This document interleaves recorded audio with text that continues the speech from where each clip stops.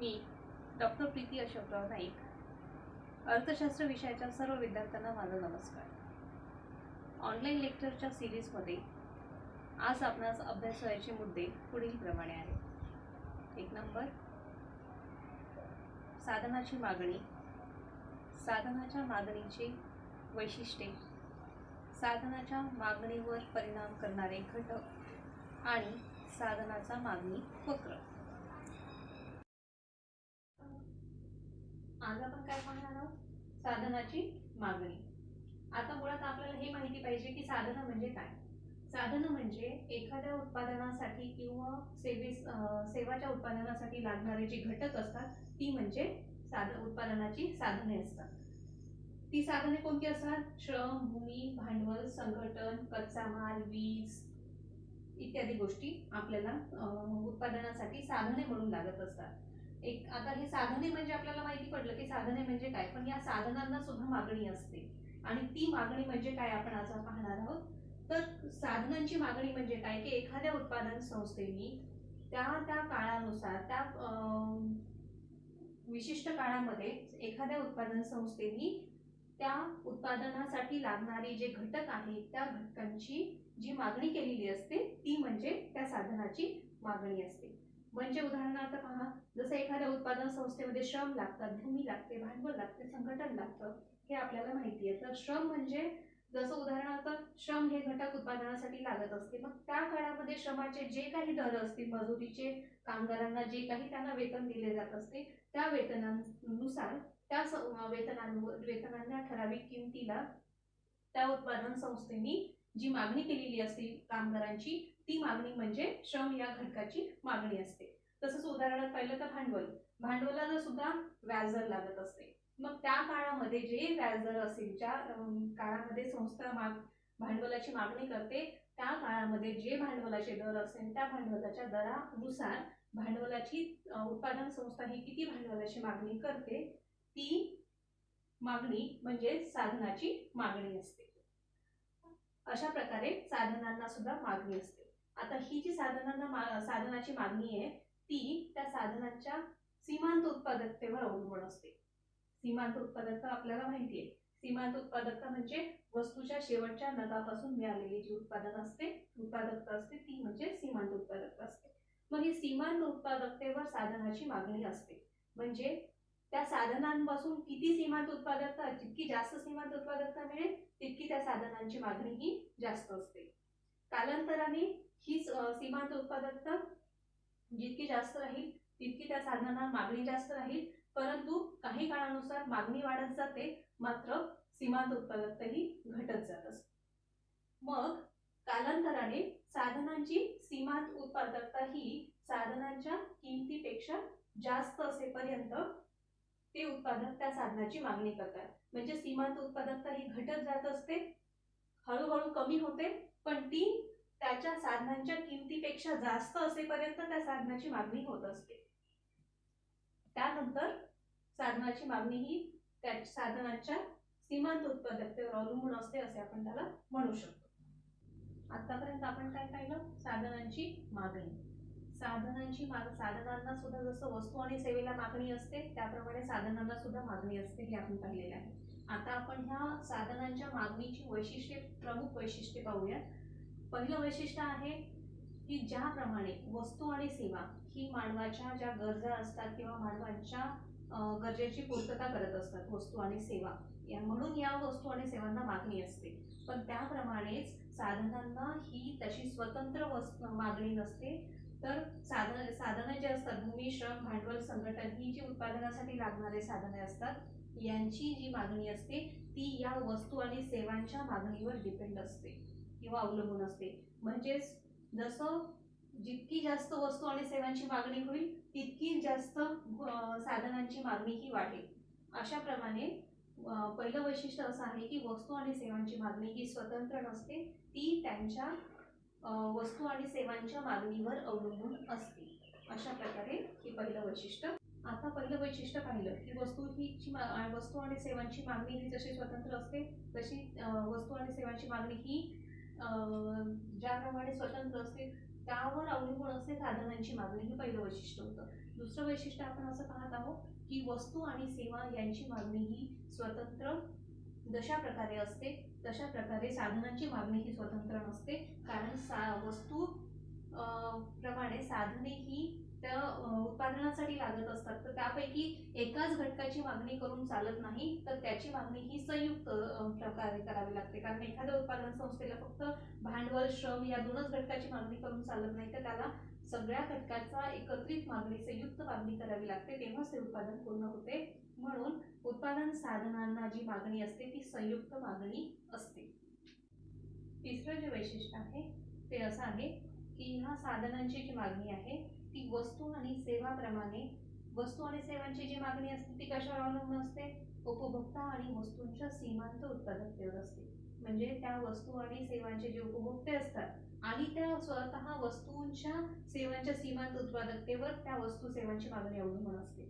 परंतु साधनाच्या बाबतीत तसं नसते. साधनाच्या बाबतीत त्या साधनाची मागणी ही त्या उत्पादन संस्थांच्या सीमांत उत्पादकतेवर अवलंबून असते व त्या साधनांच्या स्वतःच्या साधनांच्या सीमांत उत्पादकतेवर अवलंबून असते.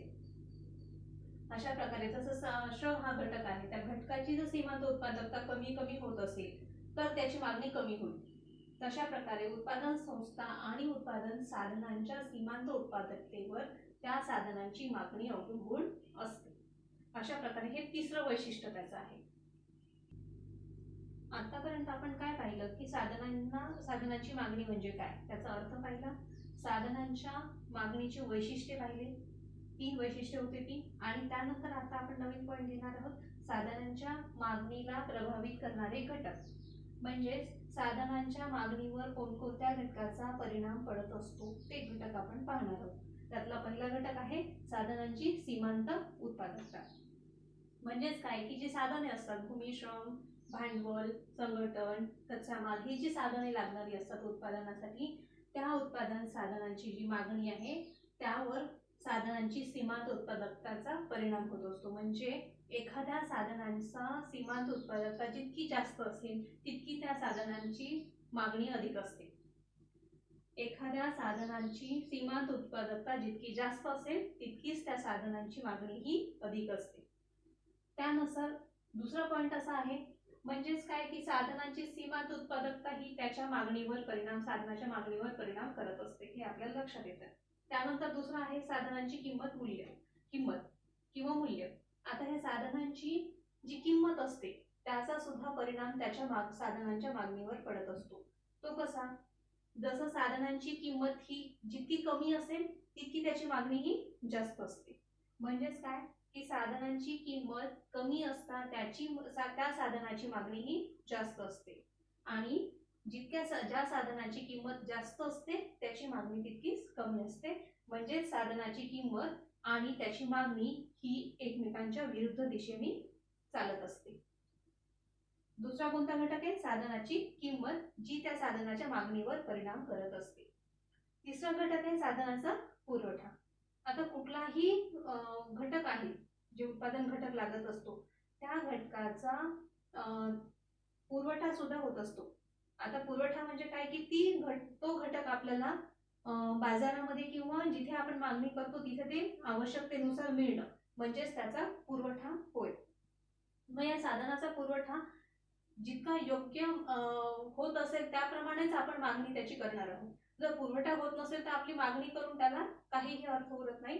म्हणजे साधनाचा पुरवठा होणे ही त्याच्या मागणीवर त्याचा परिणाम, मागणीवर त्या पुरवठ्याचा परिणाम होत असतो.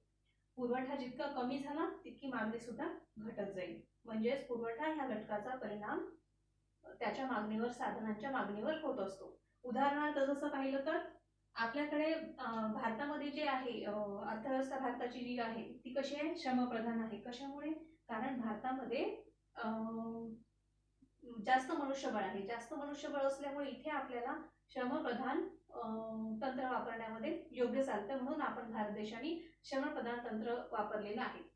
म्हणून याचा अर्थ काय की भांडवल इथे आपल्याला भारतामध्ये श्रम हे घटक मिळत आहे म्हणून आपण श्रमाची मागणी करत आहोत. पण काही देश असे आहे की जिथे श्रम कमी आहे, श्रम घटक कमी आहे, मग त्या ठिकाणी भांडवलाधी प्रधान अर्थव्यवस्था ही तिथे अस्तित्वात आणली जात असते. का? कारण तिथे भांडवल अधिक प्रमाणात आहे. म्हणून याचाच अर्थ असा आहे की ज्या ठिकाणी ज्या घटकांचा पुरवठा जास्त होतो तिथे त्याच घटकाची मागणी ही अधिक होत असते. याप्रमाणे आपण असं म्हणू शकतो की पुरवठा हा घटकानुसार आपण मागणी ही करत असतो. आपण आतापर्यंत 3 पॉइंट पाहिले जे साधनाच्या मागणीवर परिणाम करणारे असतात. आज चौथा घटक आहे साधनांची मागणीची लवचिकता. जे साधन घटक आपण आतापर्यंत पाहिले जे उत्पादनासाठी लागणारे असतात त्या साधनात सुद्धा लवचिकता असते. ज्या साधनांची जे घटक आहेत त्या साधनांच्या किमतीमध्ये होणारे जे बदल असतात त्या बदलानुसार त्या मागणीमध्ये जे बदल होतात त्याच्या परिणामांना आपण त्याची लवचिकता असे म्हणतो.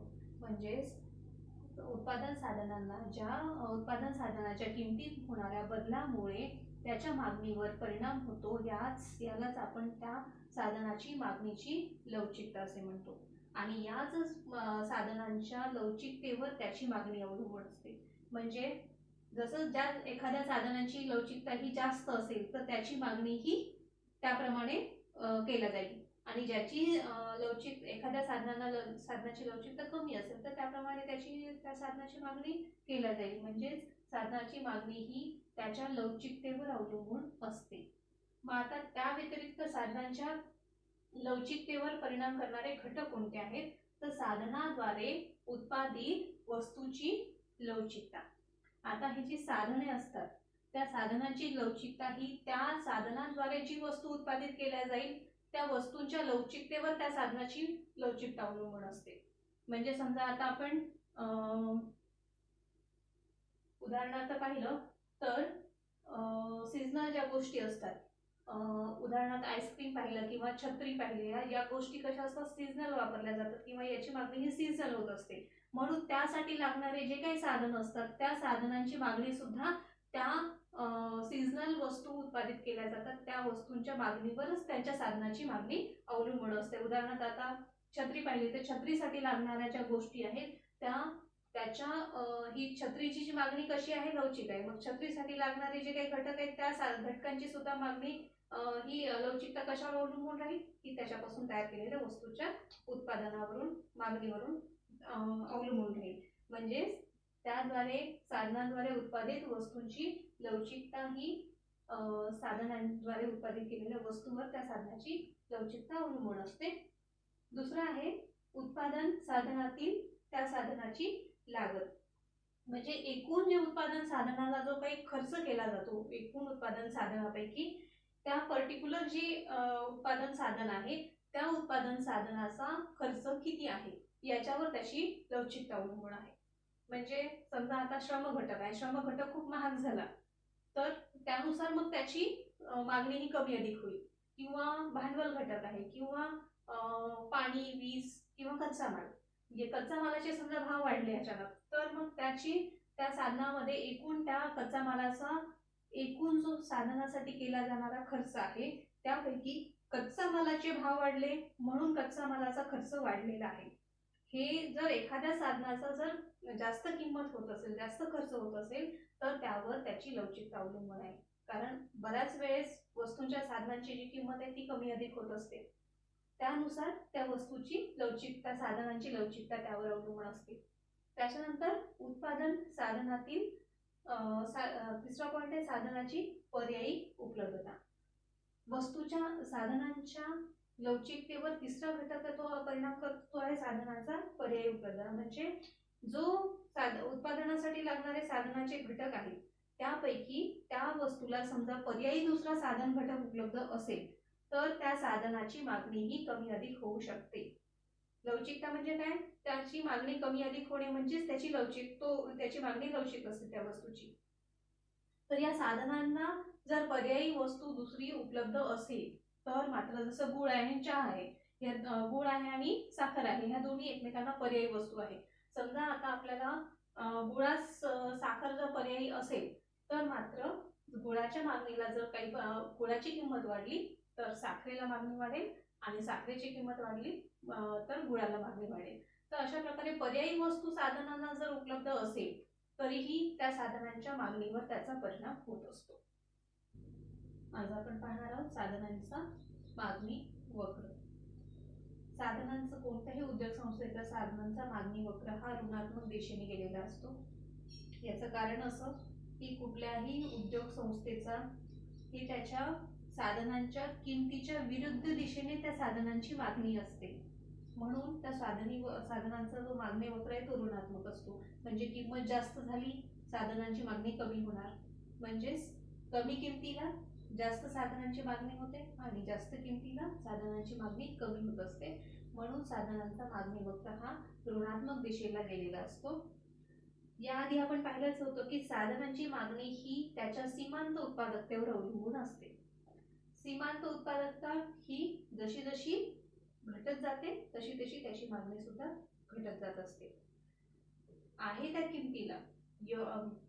आहे त्या किमतीपासून ज्या उत्पादन साधनांपासून सीमांत उत्पादकता ही अधिक मिळते त्या उत्पादन साधनांचा संस्था ही अधिक वापर करत असते, आणि आहे त्याच किमतीला सीमांत उत्पादकता जर कमी होत मिळत असेल तर त्या उत्पादन साधनांचा वापर हा ती उद्योग संस्था कमी करत असते. अशा प्रकारे उत्पादन साधनांचा वक्र जो आहे तो सीमांत उत्पादकतेनुसार सीमांत उत्पादकता वाढत जाते, घटत जाते, तसा त्याची किंमत वाढत जाते, तशी तशी त्याची सीमांत उत्पादकता ही घटत जात असते. अशा प्रकारे सीमांत उत्पादकता वक्र हा ऋणात्मक दिशेने असा येत असतो. यामध्ये DF हा आपला सीमांत वक्र दाखवलेला आहे. याच्यावरून आपल्याला काय दिसतं की सुरुवातीला जो आहे आपला हा सीमांत वक्र म्हणजे इतकी साधनांचा इतकी किंमत असताना त्याची मागणी ही इतकी होती. नंतर साधनांची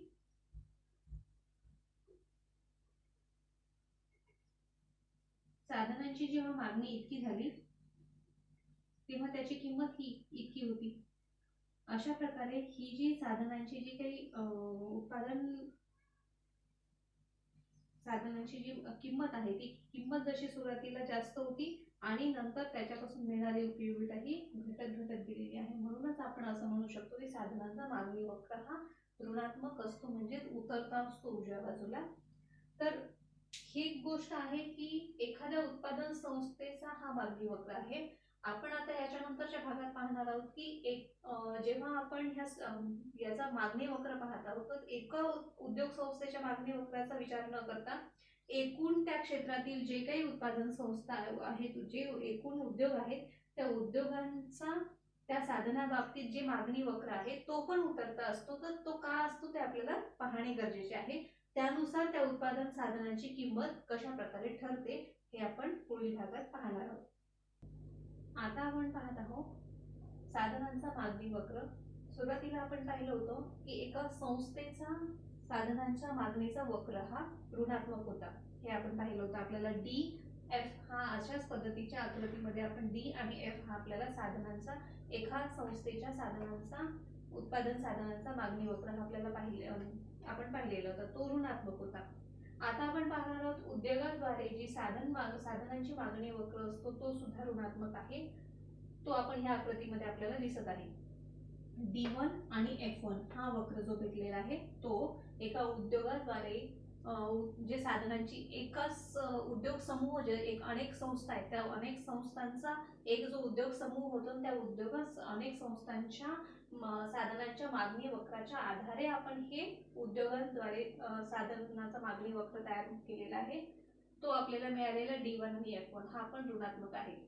तर दोन्हीही उत्पादन साधनांचा वक्र हा संस्थेचा आणि उद्योग समूहांचा जो साधनांचा मागणी वक्र आहे तो ऋणात्मक आहे. तो ऋणात्मक असण्याचं कारण काय आहे? कारण इथे RRC उत्पत्तीचा नियम आपल्या इथे लागू होतो. त्यामध्ये जितक्या अधिक आपण उत्पादन साधनाचा अधिक नगांचा आपण वापर करू त्यापासून मिळणारी सीमांत उत्पादकता आहे ती घटत जात असते. या आधारे ही हा वक्र हा ऋणात्मक असणे आवश्यक असते. त्यानंतर आपण असं म्हणू शकतो की जे सीमांत उत्पादकता वस्तूच्या साधनांची जी उत्पादकता आहे ती ऋणात्मक असल्यामुळे त्यापासून मिळणारे जे लाभ असतात ते कमी होतात. म्हणूनच वस्तूंच्या उत्पादन साधनाची जी मागणी असते ती कालांतराने कमी होत असते. जितकी वस्तूंच्या सीमांत उत्पादनाची जितका अधिक लाभ असेल तितकी त्याचं मागणी अधिक असेल, आणि जितकी वस्तूंच्या सीमांत उत्पादन साधनांच्या सीमांत उत्पादकता जितकी कमी असेल तितकी त्याची मागणी ही कमी राहील. अशा प्रकारे वस्तूची मागणी ही त्याच्या सीमांत उत्पादकतेवर अवलंबून असते, शिवाय त्याच्या किमतीवर सुद्धा अवलंबून असते. जितकी वस्तूची किंमत उत्पादन साधनाची किंमत कमी असेल तितकी त्याची मागणी जास्त असते, आणि जितकी उत्पादन साधनाची किंमत जास्त असते तितकी त्याची मागणी ही कमी असते. अशा प्रकारे उत्पादन घटकाच्या जी किंमत आहे ती ठरत असते उत्पादन साधन मागणी वक्रावर.